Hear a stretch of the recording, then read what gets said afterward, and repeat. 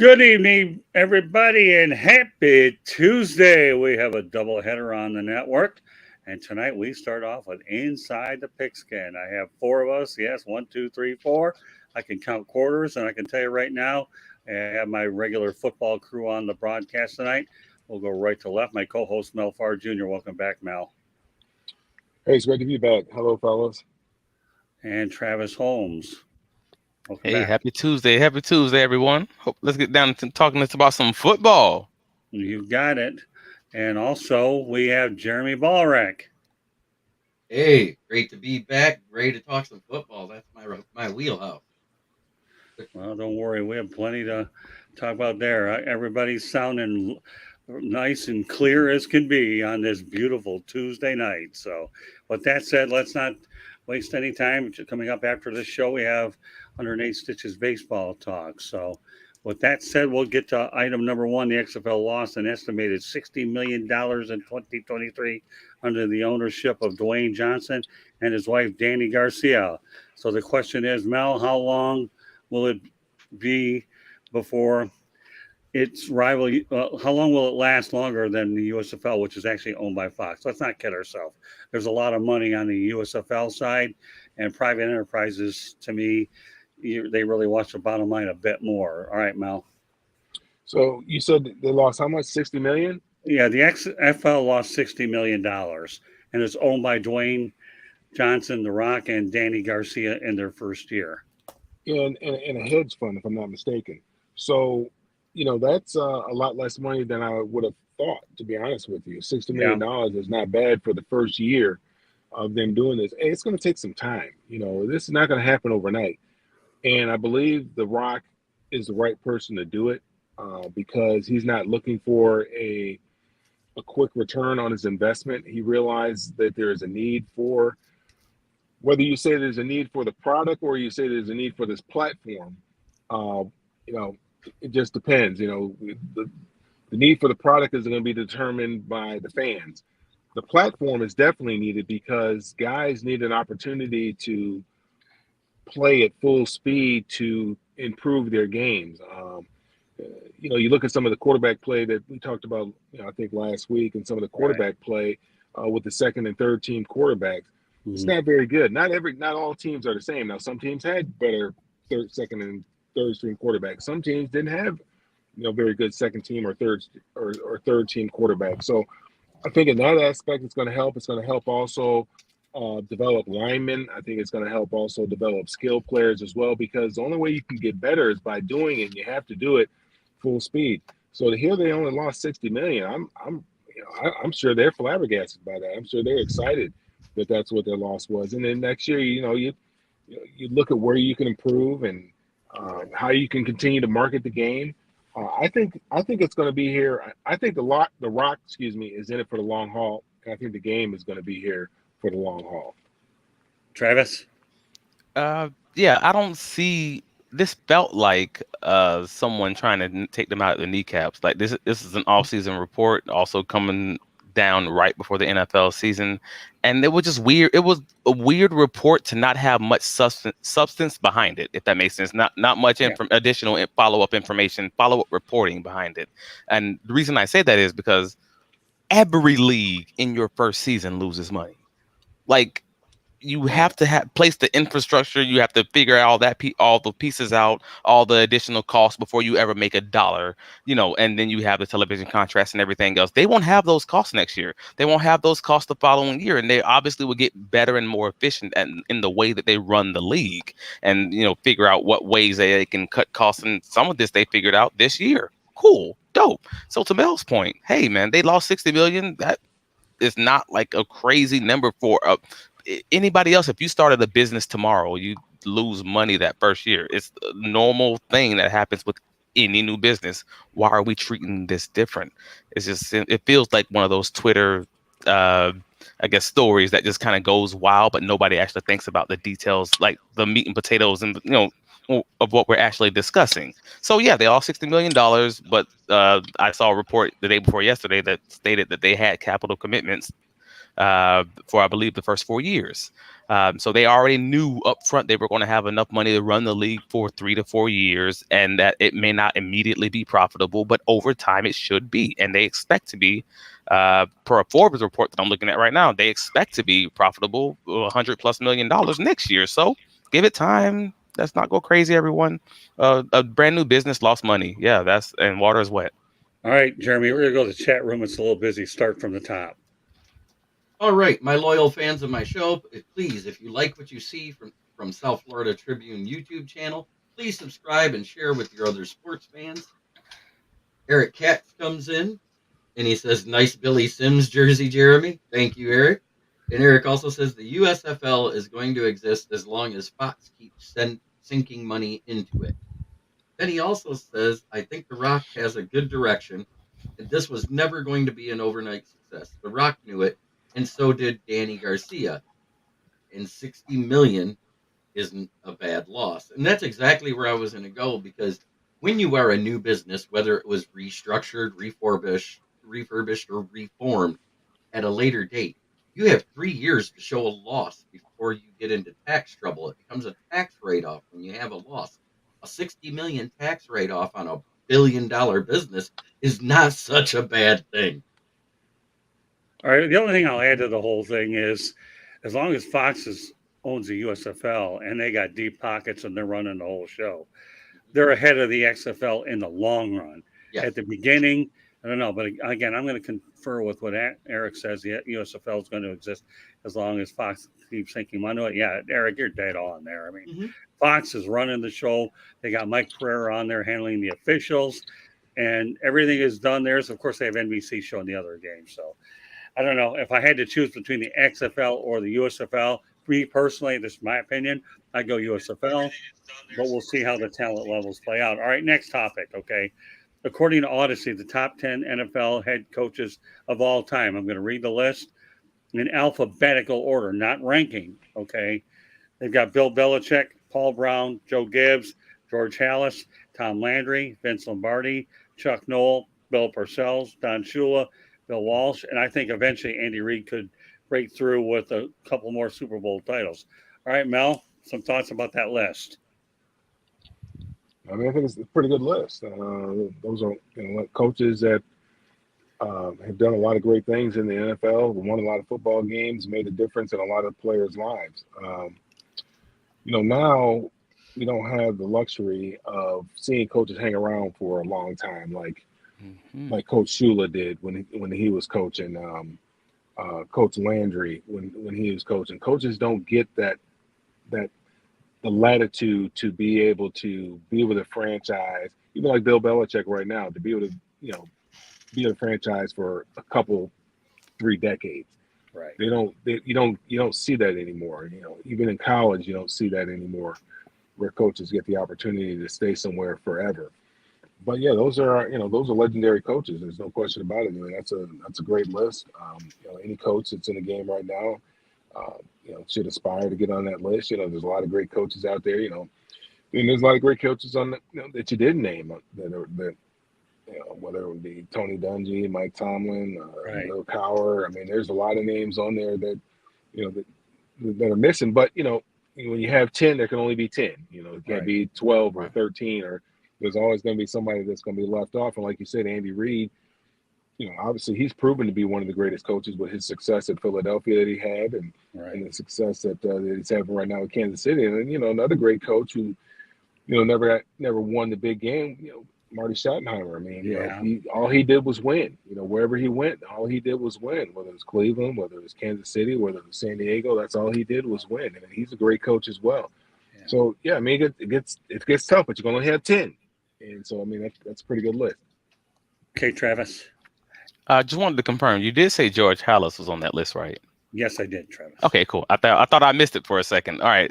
But yeah, a lot of what Mel said, it kind of just rings that bell. Normally, if you are a great coach, you will have that freedom to be great for a very long time. Unfortunately, like he said earlier, you're not normally given a leash that's necessary to kind of build that structure, to build that depth, to build the program that you truly might want as a head coach.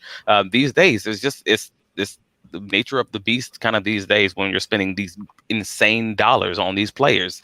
They're not willing to risk giving up that 180, $200 million, Right. for 4 years for a guy I can just pay $5 million and replace them, $5 to $10 million for the coach. And it's an unfortunate, evil of our current sport. But like most of these guys, I mean, you got 29 years for George Shula. Sorry, Bill George Walsh. Harris. George Hallis was 29. You got Bill Walsh, who was might have been the shortest one of all the coaches that was named, and he was at 10 years.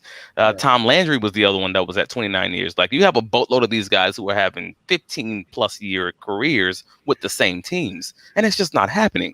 And even earlier when Mel mentioned, you got Bill Belichick. He has a long career with New England, but he didn't have a long career with Cleveland. Like, even that lease was short for him because he's closer to our generation. Like, we're just not giving these guys, even these legendary guys or who later become legendary, those leashes because of the money that's at stake. It's kind of gotten insane. So it's an incredible list. It's a great list. And it just thinks that now it's all about the players and it's less about the coaches. Okay, Jeremy, before you go ahead, though, let's go ahead to the chat room. All right, where Eric wants to stay for a moment on the football side. So Yeah, he does. This isn't the Alliance of American Football, which had no idea what it was doing from the inception. Absolutely right. Did they just have a guy from the Alliance of American Football just go to jail? Yeah, Fraud? maybe. I don't know. There was nothing good about it. So if it happened, I man. wouldn't be surprised. All right, continue on.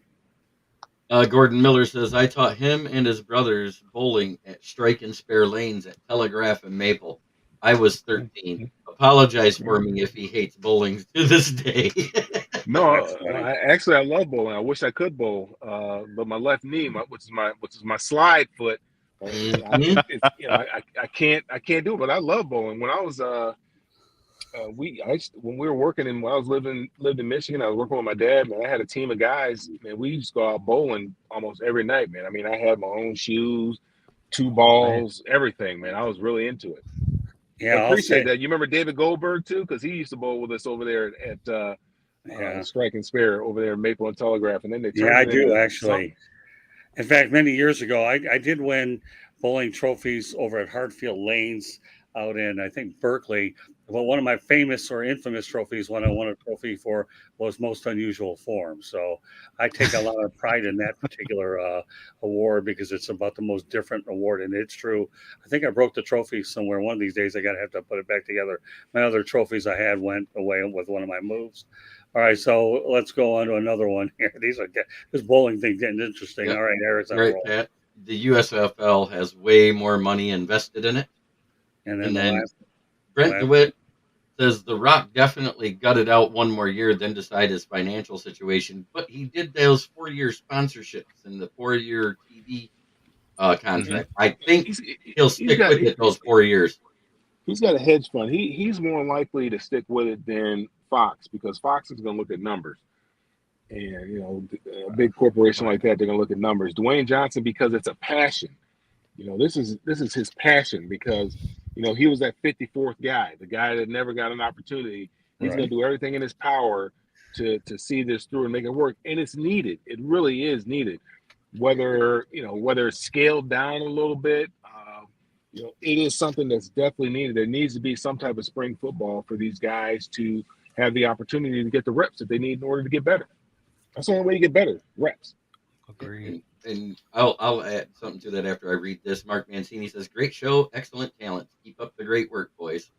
Thank you so much, Mark. Appreciate the kind words. Thank you, Mark. To expand on that, let's not only forget that viewership-wise, it still did better than preseason baseball. Well, that's not saying much, but all right.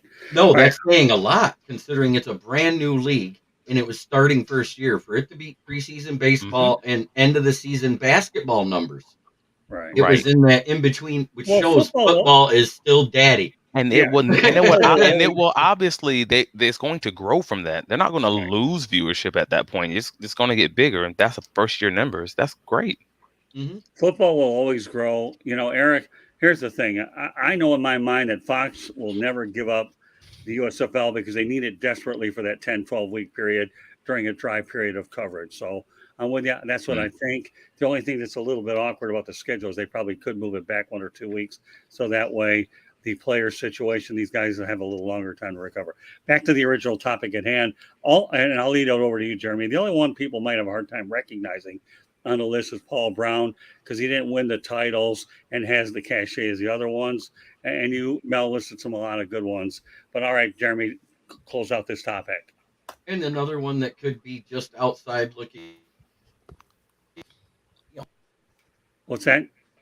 Dick Vermeil. Yeah, I Yeah, was gonna that say, list. yeah. I mean, yeah. I mean, that's a good name too. I mean, he did well in Philadelphia. Did well in Kansas City. Didn't do so well. What was it? No, he did well in St. Louis. Did okay in Kansas City. Right, just okay. They were a middling team. But Dick's a great guy. Obviously, you know, UCLA. He coached at UCLA as well. So, but and the great Philadelphia guy. Eagles. You know, had an opportunity to run into him, and he's going to the Hall of Fame if I'm not mistaken, or he already went to the Hall of Fame. Yeah. But had an opportunity to run into him. Yeah, he also coached for the Philadelphia Eagles too before he got burned out, and then he went back in. Mm-hmm. Came from UCLA, went to Philadelphia, if I'm not mistaken. Exactly. No, that's. I remember. I had an opportunity to speak to him at Coach Donahue's funeral. Right. Okay. Good correlation. All right. So yeah, Paul Brown's the only one most people in our generation will remember. The other ones, well, and you guys brought up a lot of excellent names. So, with that said, I have one more topic before I turn it over to Mel Farr. He's going to take over. 11warriors.com says Ohio State will only entertain late season night games on the road under the right circumstances moving forward. Well, I can tell you right now, Ohio State can write its ticket because they're a marquee name, and they're definitely not going to lose home games at night in Columbus. I know one thing. When you're an elite university like Ohio State, you write your own ticket, and the TV money's all well and good, but the Buckeyes certainly are doing fine, and no, it's pretty hard to argue against Michigan and Ohio State. The other ones on that list, well, you know, you got Penn State, Michigan State playing at Ford Field, so they're movable, bendable, but Ohio State can write its own ticket. All right, Mel, go ahead. Yeah, I mean, Ohio State's a marquee brand. There's no question about it. They can do what they want to do. People, you know, if they feel that way, they have every right to feel that way. I mean, they want to play when it's to their advantage and make sure everything is to their advantage. And you know, I don't blame them. And again, like you said, they're Ohio State. They can do what they want to do. They can write their own ticket. Travis? I don't get it. I understand why they do it, but I don't get it. I don't fully understand it, and maybe I'm just as not a player. smart I'd enough. rather play at night. Right, I'd rather right. play at night. It's Like that's a cool thing. Bingo. It like is cool. We here. Like I'm fully with you. Like I played at a lot of night games. I love them. Yeah, I enjoyed them. That's great, especially for a college student. And you know, early the next morning. I don't fully understand what the argument would be for not playing the night games. Like, go ahead. No, I was gonna say in high school, all the high schools played on Friday night because we didn't have our own field. We played on Saturday afternoon, so I always wanted to play on Friday on play night games. Right. So this has to be something to do with the money. And I don't like, and I know they had the whole TV negotiations issues and all that stuff going on. And I don't know how some of that may overlap with, you know, maybe not having the right sponsors or the right, you know, television issues. But that's always where my mind goes. When something doesn't make sense to me, then somewhere down the line, it must not make financial sense. Like that must just be the piece, because it's not about the player safety. It's not about the turf, even though they originally argued about the whole winterizing the field. It's nonsense. Come on. We know that's not true. We know that it's not that the stadium's not well, you know, made up for the winter games or something. Come on, man. Again, talk to me like I'm an adult. That's nonsense. So at the end of it all, it has to do with money somewhere down the line. And maybe they're just not finding that right deal with the television contract. And all of a sudden, if that worked itself out, maybe they would change their tune on this. I don't know. All right. Before I go over to Jeremy, I just want to point out that Inside the Pigskin is being broadcast around the world. The audio version of the show can be heard on iHeartRadio, Apple, Spotify, Google, wherever you get your podcasts. Also, please hit the red subscribe button on YouTube, South Florida Tribune. We're striving for 1,000 subscribers. Please also comment, like, and share the broadcast. Want to be a guest? No problem. Just pop in the chat room. That's one way to do it. Or the other way to do it is to send your topic ideas to South Florida Tribune at gmail.com. If you want to advertise cost efficiently, call me at 954-304-4941. We broadcast live on Facebook, LinkedIn, Twitter, and YouTube. Our website's www.southfloridatribune.com. And my Twitter handle is at Tribune South. Candy Ebling is behind the scenes. She does everything from posting the shows as well as all the content. Go ahead, Jeremy. All right. The reason why they want to pick which night games it is, they want it to be the teams that'll draw in the most fans. You don't want it to be Ball State at the end of the year. You don't want it to be Purdue. You don't want it to be Nebraska, who doesn't travel well in the Big Ten. You want it to be Michigan State, Penn State, and Michigan. And until they beat Michigan again at night, go ahead and keep playing them at night. Okay. All right. You know what? I'm going to turn it over to Mel. What do you got? Well, this is real quick. You think he's crazy or not? Saquon Barkley had they spoken for the first time regarding his contract situation, and we're asking him if he felt that him and the Giants would be able to get something done, and he feels pretty confident about it. But they also asked him if he'd be willing to sit out this year as opposed to playing for the franchise tag, which is like a little over $10 million. And he said it is something that he's considering. Is that something that you guys think that Saquon Barkley should be considering, Jeremy? Absolutely not. He needs to look at what happened to Le'Veon Bell, who sat out a year when sitting out the franchise tag. That $10 million he missed out on, you know what it ended up costing him overall with the little contract he got from the Jets? $26 million over 2 years. So no, I think it's a big mistake. Le'Veon missed out on $16 million. The franchise tag at that time was $16. I understand, but at the same time, he got paid less by the Jets because he sat out, because nobody else wanted to pick him out. I'm saying altogether, he lost $26 million because he was given a contract that was $10 million less than the franchise tag. Right. What do you think, Travis? I mean, is that something that he should be thinking about in real life? Probably not. Is that something that he should be saying out loud? Absolutely. Like, that's what the game is. I mean, we all know what this is. These guys get microphones shoved in their face and they're told to give true and honest answers that don't sound like BS. Well, they are then going to say the things that they're negotiating in public. They're negotiating with a microphone in their face. And so he's saying what he's supposed to say if you want the money.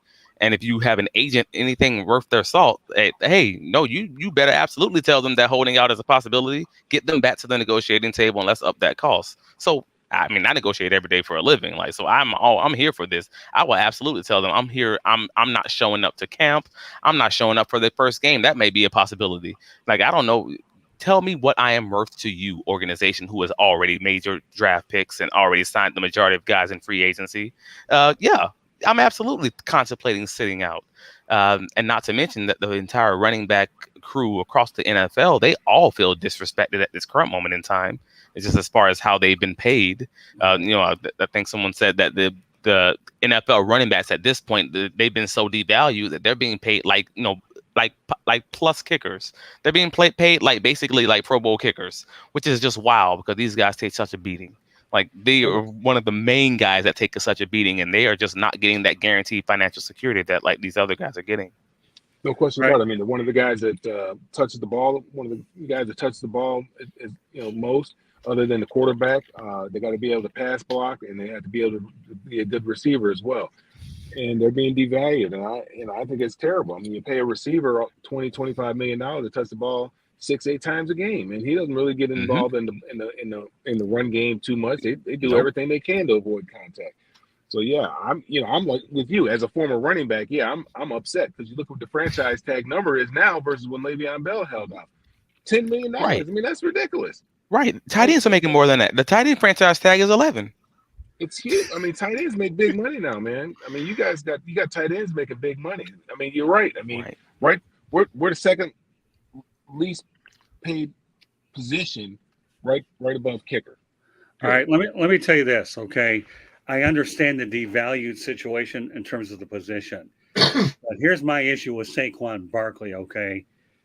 I think it's a mistake if he does sit out the entire year. And I look at it from the other standpoint that the Giants paid him a lot of money when he was hurt. Okay, and think about it. This guy earned a lot of money, and he's been an injury-prone player up until last year.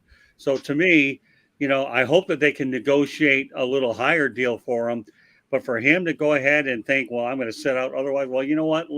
Here's the thing, okay, Saquon, you've been sitting out in the organization, been putting money in your pocket, so I think you need to reach a happy medium on the compromise. But no, I don't think you sit out at all. I think you show up and use it as a prove it type of year and then see what you can get next year. That's what I really think.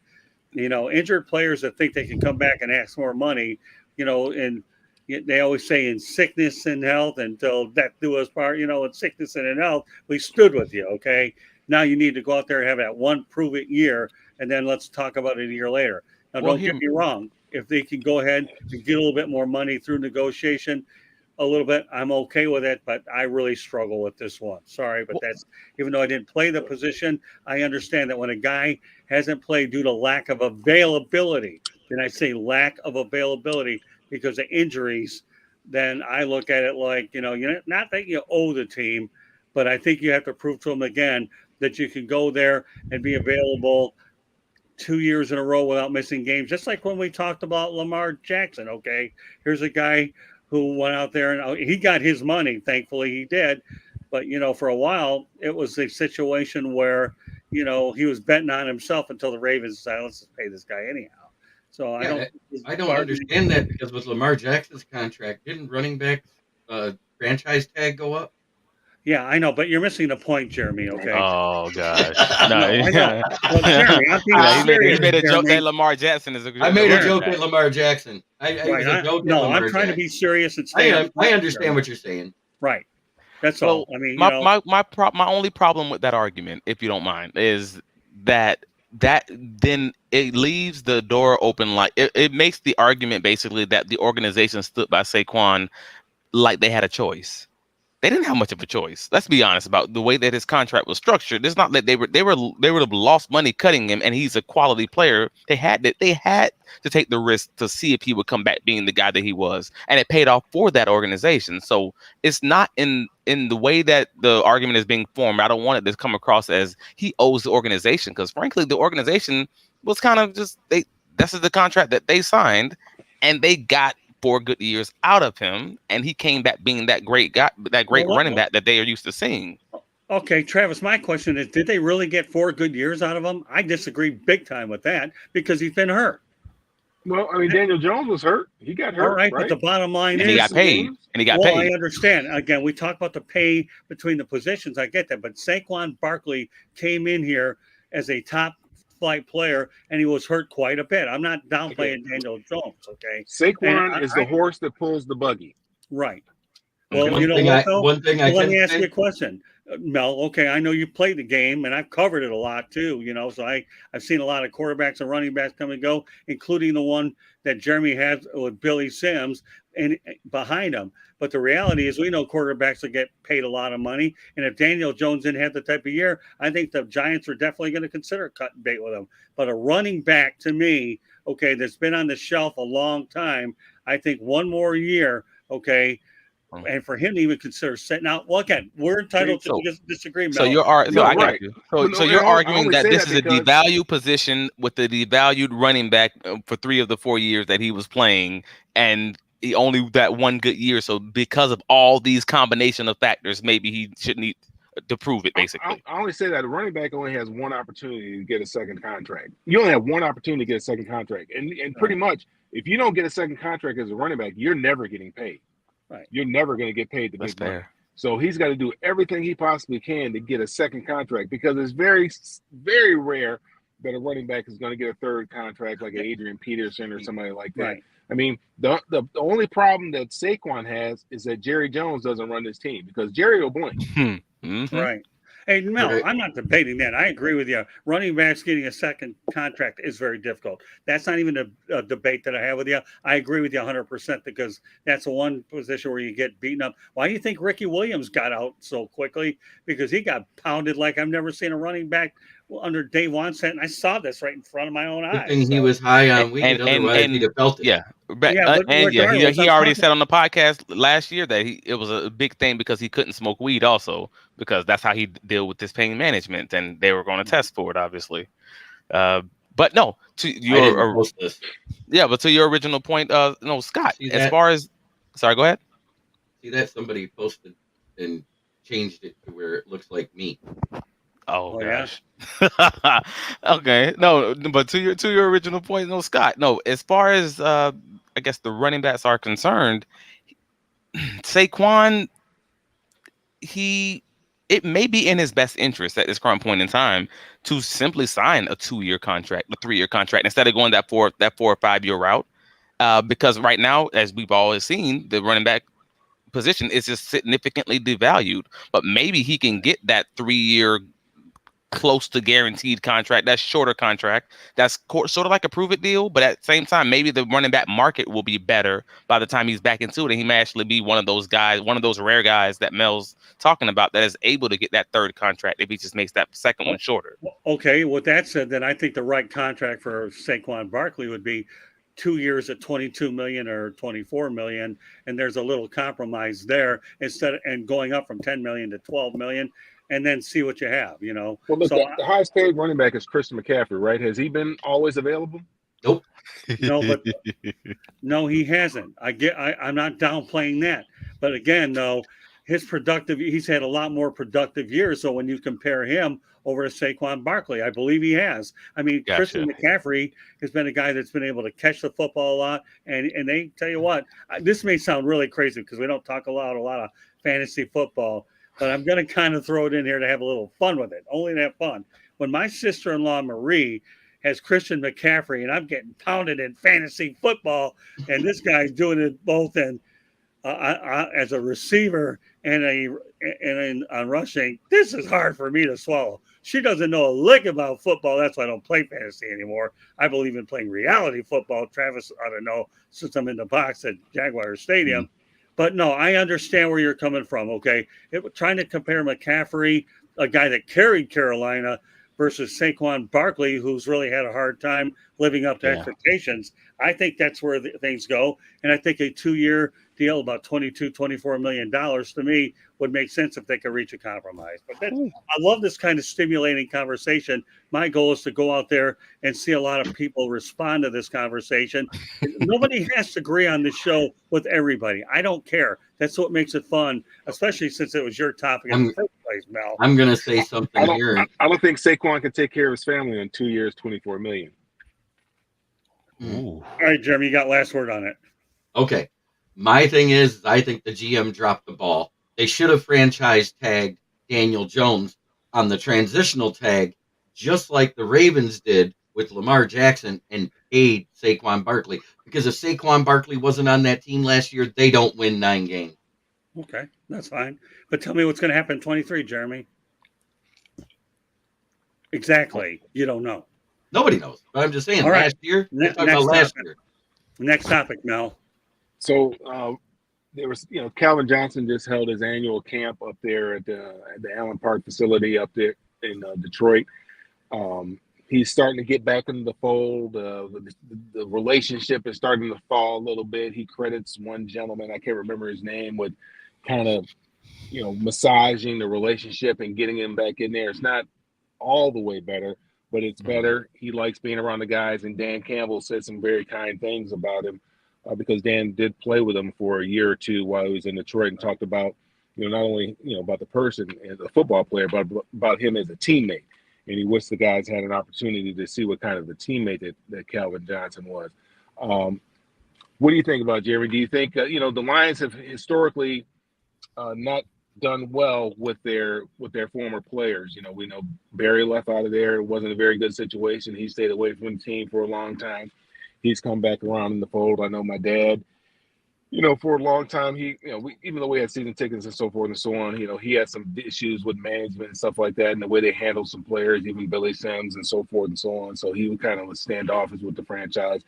Do you like what you're seeing with the new regime and how they're trying to bring in the former players in the fold?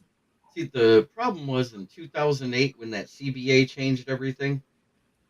where it separated the coaches' salaries from the players' salaries and all that. That's when the rule came in that if a player retires before his contract is up, they have to repay their remaining signing bonus because they're paid it up front.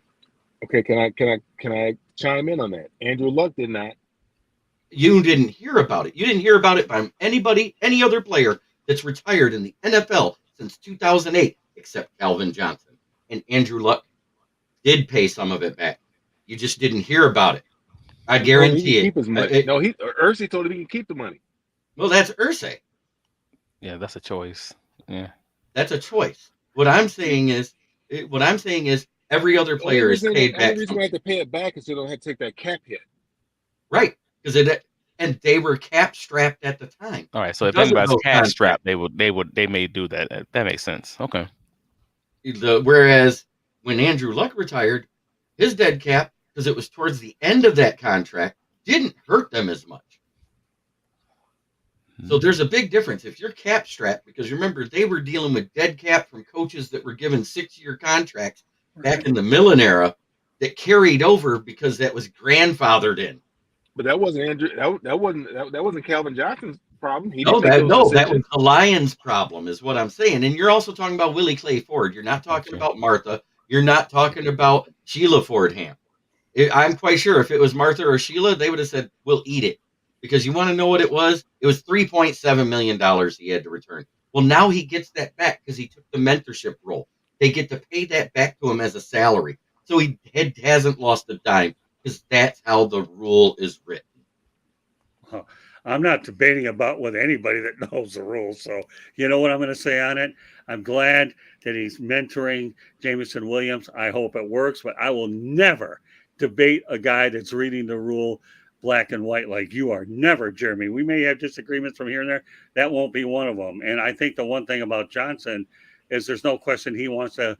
The PR is good, and I think the culture is no question changed a lot with Campbell, Chris Spielman, as well as Dan Campbell and Brad Holmes. The Lions are a far better PR spot now than they've ever been. And with Barry Sanders being back in the fold, I think that's another thing that helped No bring question Calvin about Johnson back. Yeah, no Yeah. question. He's a And Hall of again, one Famer, last thing you I know? want to add to it is Jim Irsay, you know what, has always been the kind of guy that's always taking care of his players anyway. So you know, again, he's paid a lot of people. He's been, again, bear in mind the Colts won a championship with an Irsay, and it wasn't Robert because John Elway didn't want to play for him, but Jim Irsay got Peyton Manning, and he's always taken away his players. So Mel, where do you want to go with this? So kudos. Well, kudos to the Detroit Lions front office. Kudos to that coaching staff. I mean, this is what you're supposed to do. You have literally two of the best players at their respective positions in the NFL, and like that's at least that's alive. Calvin Johnson, one of the best receivers alive, point blank period. Barry Sanders, one of the best running backs alive, point blank period. You have two of those guys that's alive and just not being used to promote your team, to talk to your guys, or just not in the building. So it makes total sense when you have a new regime that comes in. Hey, they want to get this right. You have the new front office, they want to get this right, and it's good job. Kudos to them reaching out to him and mending these feelings, mending these fences, that they should have done that. And I'm happy that it worked out from Calvin's perspective. I'm happy it's working out from the Lions' perspective. And they just so happen to look like they've turned the corner as far as the team play is concerned, all at the same time. It's beautiful. Good stuff. All right, last topic, real quick. The Big Ten came up with their schedule for the 2024 season, and they were talking about travel distance for each team in the 2024 season. Travel difference just playing your conference foes and also overall travel. And then they came up with a scheduling where you get to protect 3 rivalry games that you'll play every year. I have 9 conference games. They're getting rid of the divisions. You have 9 conference games, so teams will play each other twice within a 4-year period, you know, at least one home and one away. But interesting, UCLA and USC will travel more than 15,000 miles to play. And this is just conference play. Right. The next highest after USC is number 1, and then UCLA. The next highest is Nebraska at 7,000 miles. And USC and UCLA are traveling 225% more than Nebraska and they're traveling a total of 618% over the total conference. Now, UCLA, they also scheduled Hawaii and LSU that year. So they're going to be traveling a total of 25,000 miles Good in Lord. year 2024 playing games, playing opponents in away games. Can I get them to Yeah, use my frequent flyer card? Right, I know. I want to be able to use mine too. Right, Oh, exactly. wow. This is one of the things that I talked about when they initially, how are they going to do this? So USC is traveling 16,134 miles. UCLA is going 15,412 miles. Again, these are just conference games. And then Nebraska is at 7,022. The team that travels the least is going to be Purdue. 2,400 miles is what they're going to travel in the 2024 season. What are your thoughts on that, Jeremy? You said Purdue plays travels the least, right? Well, Purdue was pretty good last year. Weren't they in the Big Ten championship last year? Please.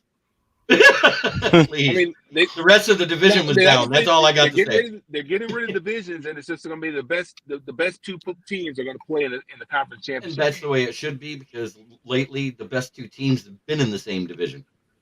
Right. Well, yeah, there's no question about it. I So- think that's one of the reasons why they decided to get rid of it. So they're going to protect the rivalry games: Michigan State, Michigan, Ohio State. That's going to be protected. The only one that doesn't have a true rivalry is Penn State. They're going to protect UCLA and USC. They're going to protect those, so they'll play each other every year. But Penn State doesn't have a true rivalry. No, the closest thing that Penn State has to one, though, I will tell you, is they do play Michigan State a lot. They have Rutgers and Maryland in their backyard. But I agree with you. I mean, that's from a geographical standpoint. Before you let you turn over the other ones, for USC and UCLA, I just hope they know the song "This Land Is Your Land, This Land Is My Land," from California to the New York Highlands of Redwood Forest. And no, I'm not singing it because I don't want anybody to go deaf over my singing. So wait, that means that they got to travel to Rutgers. That's adding a lot of miles. Yeah, and then 2,800 miles check on Hawaii too. Yeah. But no, the only thing I can say about your subject here, Mel, is it only reminds me of the song "This Land Is Your Land, This Land Is My Land," and I'm done with it. Go ahead. Who's next? UCLA travels to Rutgers. That's 4,800 miles. USC goes to Maryland. That's 4,500 miles. So that's a lot of that's a lot of time on that fanny. What do you think, Gary? Yeah. A lot of jet lag. Yeah. A lot of jet lag. What about you, Travis? I mean, anybody who's ever had to fly on a long trip, like back in 2006, I went to the Hawaii Bowl from direct flight from Orlando to Honolulu. That's where we played in for UCF. That's when we lost in triple overtime. Right. And that trip, it takes a lot out of you.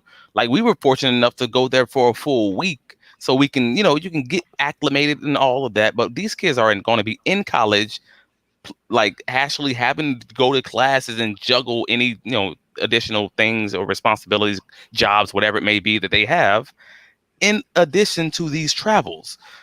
And some of those longer trips are going to result in them leaving maybe a day sooner than they would have historically have left. Like, that takes an impact. Like, think of the real world implication of that, how that affects you. You could absolutely just simply see a degradation of the actual quality of the game, simply because these guys just aren't mentally where they should have been. They're not having the time to get reacclimated. They're not having the time to try to figure everything out because they're living their life from an airplane. Like, that's going to be an interesting dynamic just in this. Like, they're going to get better quality matchups, it seems, because of the way that they're making their schedule, with the lack of the divisions. Yeah, you're going to get some better competition that way. But you may get less good, I guess, less high quality games simply because of the effect this is having on these 18, 19, 20-year-old kids. Well, I think you brought up a good point. There are a couple good points you brought up. Number one, as far as traveling, I remember when we played with the Rams, and when we traveled to the East Coast, we would always leave 2 days ahead of time. So we play on Sunday. We're gonna leave on Friday to give us an opportunity, to get our legs back underneath us at Saturday. The other thing you brought up as far as the schedule is concerned, the whole purpose of the schedule, playing the 9 conference games is so that you don't have those big lulls in between times when you play one team. So that Mm-hmm. one of the great things about being a college player is being able to play in a lot of different stadiums. And this way you'll have the opportunity to play in every stadium in your conference during your 4-year period of time. And that's real big. There's been stretches where teams, I can't remember what I was reading some with the SEC. There's some teams that haven't played another team since 2012. Here we're in 2023. So those kids didn't get a chance to play in that particular stadium because they never had that chance to come back around to it with the SEC with their 8 conference game schedule. And then they have certain games that they protect as well. So I think it's real good that you have an opportunity to play in all those different stadiums at least one time during your college career. And having said that, Scott, I'll turn it back over to you. All right, thank you, Mel. Well done. I love all of your topics. There's one thing when I was looking at that schedule, and I saw Michigan was taking on USC at the Coliseum. I can tell you right now that one's on my calendar to get out to. I've never been to the Coliseum. I've only stood outside of it, and of course, I went to the LA Sports Arena, which was across now. I loved playing in the Coliseum. I'm telling you, when I went to UCLA, that was the first year that the Rose Bowl became their home. Was that? They used to play in the Coliseum. Yeah, I remember that. Well, they used to share it with USC. Yeah. And I always, watching, as a kid, watching them play in the Coliseum, I always wanted to play. I love playing the Coliseum. I absolutely loved it. Well, when I saw Michigan draw USC out in the Coliseum, I automatically said, you know what? And I have a lot of ties to the LA area. Jeremy will find that out as time goes on and he hangs around me and I introduce him to more and more people. And I still have a lot of vested interest in what I'm trying to do later on. COVID-19 slowed us down a little bit, and I'm too busy here locally and in the Midwest. But I do plan to get out to LA at some point or another. But when Michigan takes on USC, if my health allows me to do it, that's a game I truly intend to want to get to. I have a lot of friends out in LA anyways, but this is something I'm planning to do. But well done, Mel, with all these topics. I think they're great. We stretch it out. So we have a tiny little bit of extra time. I'm going to go around the horn one more time. Anything you want to get off your chest at all, Mel, that over the last week? Well, it wasn't football related, but I was just talking about, earlier when we were talking earlier about this kid up there in Cincinnati Reds, man. It's just tearing the league up. And I got a little cousin. Yeah. And the reason why I paid attention to him, I got a little cousin that's 15 years old, and he's like 6'3", 6'4", and he's built like a brick, what. And looking forward to seeing him and what he's going to be able to do. I was telling my cousin he should move to the Dominican Republic. He could get him drafted because this kid here, they signed him for $65,000 when he's 16 years old in the Dominican. He's 21 years old now, and he's playing in the big league. Okay, what about you, Jeremy? Anything you want to get off your chest? Yeah, as a matter of fact, the report that I saw about Jameson Williams, he was actually in a hotel room when he bet on March Madness in his alma mater of Alabama. For him to get suspended in what is considered to be his home for the night, I think that is a little bit much. So it wasn't during the season? It was not during the season. It was during March Madness, which is well after the season. The Super Bowl's been played. Interesting. Yeah, I thought you had talked about this before. I thought you said they could bet on things other than football.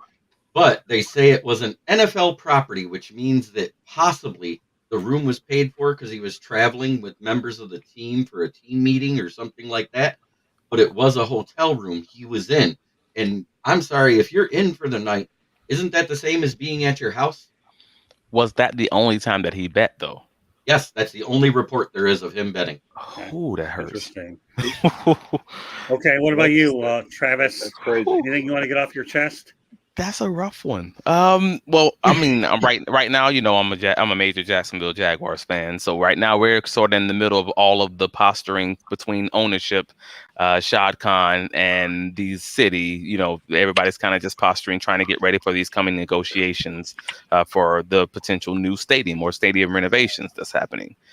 So Shad's come out to the media and said some things in some snarky ways, probably that shouldn't have been said, and it's causing a lot of Jacksonville residents to get into their feelings at this current moment in time. Understandably, because we're talking about your tax increases potentially. We're we're effectively talking about taking money out of your pocket.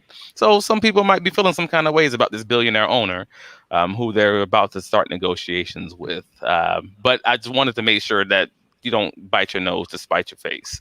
At the end of the day, we are talking about an NFL franchise that we're one of 32 teams that exists, one of 32 cities that exists that has one, and we have a good one right now. We have to make the best decision, the right decision to keep the team in the city of Jacksonville.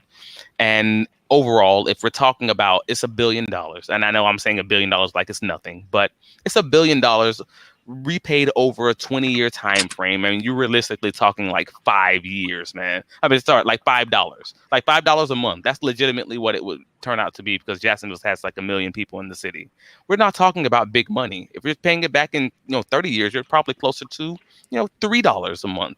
These are insignificant numbers. Keep the Jaguars in Jacksonville. Hope those negotiations go well. But Shad also has to talk better to the media when they ask him questions about these negotiations. You Okay, know, Jeremy. Oklahoma City and San Antonio, they'll be happy to take on the Jacksonville Yeah, I'm Jaguars. sure they will. All right, Jeremy, read the chat, and then I have one thing I want to say before we switch it over to baseball. Go ahead. Up until last year, Shad had been a disaster owning the Jaguars. All right. Well, that's true. Things have been tough.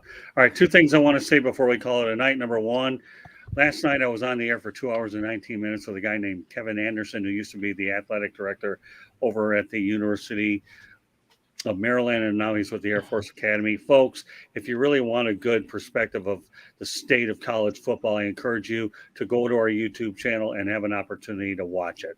We 2 hours and 19 minutes. If I'm going to talk that long and interview someone that long, I put a lot of time in preparation, and my goal is to hit every one-on-one interview and try to get the best stories I can. And this guy was also very great. And hopefully down the line, whenever that may be, if it ever will be, I'd love to bring Kevin Anderson on again. Secondly, I'm really delighted with the new show that we released called The Professor and the Pupil. Watch out, folks. The one thing I've learned in my journalism lifetime is you've got to be different. And this is a show that will attack being different, meaning that it's so easy to go out there and talk about the major sports, but our goal is to be able to talk about the other ones as well. I'm very confident our first deck was good, because iHeartRadio has picked it up on the audio, and this thing has, our next episode will be in about 2 weeks, so hopefully we'll get more audio providers, but we already got about 7 or 8 in place. I want to also mention a really good one here while we're live. It will be the London Jaguars soon. You know what, Troy? The only thing to say to that is it would not surprise me if the Jaguars were to play 2 or 3 games out there, knowing what the monetary benefit would definitely be. So I don't think it's what Troy's saying is really off base. Shad Khan's a billionaire for a reason. Thanks for bringing that on, Troy, while we're still live. Disagree. Well, you do disagree, but you know what? We all have opinions. And I tell you what, though, Travis, I backed you quite a bit in public about what you did when you talked about Daytona being a potential spot. And I will go to bat for my guys all day long. So I guess on a closing note, please pay attention to the professor and the pupil. Jeremy and I will be working that. And we're open to having guests on there as well. And last night, though, Kevin Anderson, University of Maryland, this guy to me, when you talk about a guy for whom I respect so much, and I met this guy on LinkedIn. He's just unbelievable. So please go to the South Florida Tribune YouTube channel and look for it, and we can go from there. So great show tonight by every one of y'all. And I will tell you right now, 108 Stitches Baseball Talk follows the broadcast. So, Mel, with that said, why don't you let everybody know how they can get a hold of you? You can follow me on all the social media at Melfar Jr., Facebook, Instagram, LinkedIn, Twitter, and follow what we have going on here in Georgia and also up in Michigan for the youth at melfar.org. Okay, Travis, you're next. Yep. You can find me here every week inside the Pigskin. You could find me on A7BN Sports, covering all the Jacksonville Jaguars games as the technical analyst. And you can find me on BigCatCountry.com, covering all breaking Jacksonville Jaguars news. Find me on Twitter, on Instagram, and Facebook at Travis D. Holmes. Thank you for having me, gentlemen. All right, we'll end it with Jeremy, other than myself. Go ahead, Jeremy. Well, you can find my writings on the SouthFloridaTribune.com underneath the Motor City Tribune heading, where you can take a look at my journalistic skills. You can also find me at Kneecap Biting with the Detroit Lions, which is my channel on YouTube, where I talk the NFL on Wednesday and the Lions on Fridays during the off season. Then it's 5 days a week once the season starts. Then you can also find me any night of the week when Scott needs me, including on our show on Sundays at 10 a.m. on the South Florida Tribune YouTube channel. Please like, subscribe, and share, and follow us. We all seem to know what we're talking about. Some of us know more, some of us know less. Some of us were players, some of us weren't. But guess what? We have fun doing it. Oh, we're gonna have a lot of fun. As I always like to kid around with Karen Carpenter, we've only just begun because this is gonna be a great show, and it already started off well. But I can only see the potential that we have with that. So, on a closing note, once again, Inside the Pigskin is being broadcast around the world. The audio version of the Inside the Pigskin can be heard on iHeartRadio, Apple, Spotify, Google, wherever you get your podcasts. Please hit the red subscribe button on YouTube, South Florida Tribune. We're striving for 1,000 subscribers. Please also comment, like, and share the broadcast. Want to be a guest? Well, at a very busy chat room, that's one way to do it. Or send your topic ideas to southfloridatribune@gmail.com. If you want to advertise cost efficiently, call me 954-304-4941. We are broadcasting live on Facebook, LinkedIn, Twitter, and YouTube. Website is www.southfloridatribune.com. Twitter @Tribune South. Candy Ebeling is behind the scenes doing everything she's asked upon. In fact, she's going to be on 108 Stitches Baseball Talk. Jeremy's going to get his first taste of that show tonight, too. So we like to spread Jeremy around a little so he gets familiar with everything that we're doing. So meanwhile, great job, Mel. Great job, Travis. Great job, Jeremy. Of course, you'll be on about a 5 to 7 minute break, and then you're going to be back on again talking about taking you out of your comfort zone on the dime instead of on the gridiron. So I want to thank everybody for joining us on this episode, and we will be back next week better than ever. Good night, everybody, and enjoy your football week. We'll have more top headlines next week. Good night, everybody.